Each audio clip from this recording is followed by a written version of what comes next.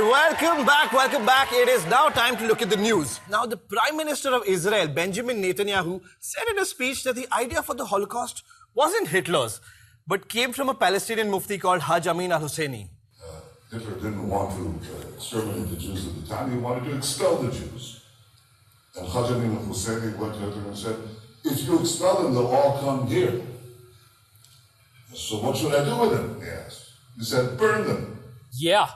According to Benjamin Netanyahu, Hitler triggered the entire Holocaust on the suggestion of one Palestinian guy.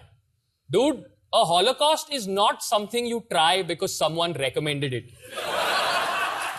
It's genocide, not Breaking Bad. So, Mr. Netanyahu, Benjamin, Benji, bro, I get it. You hate the Palestinians, but you can't just blame them for the Holocaust. It's like if we blamed Pakistan for the Bhopal gas tragedy, or the 2G scam, or the existence of Son Papadi.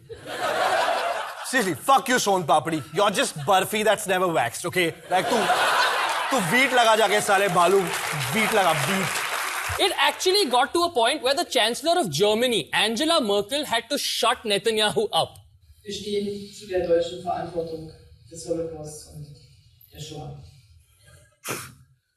A German had to tell a Jew not to be insensitive about the Holocaust. What? What? The world is on drugs. What is happening? Benjamin Netanyahu, this is world history, not a Wikipedia page. You can't just change it at your own convenience. Netanyahu, the least you could have done is an internet search. Like, your name has the word Yahoo in it, man. Come on. However, in the spirit of Benjamin Netanyahu's statement, we would now like to make some proclamations about him, which we may or may not have fact-checked. Benjamin Netanyahu made Mugambo kill little Tina in Mr. India.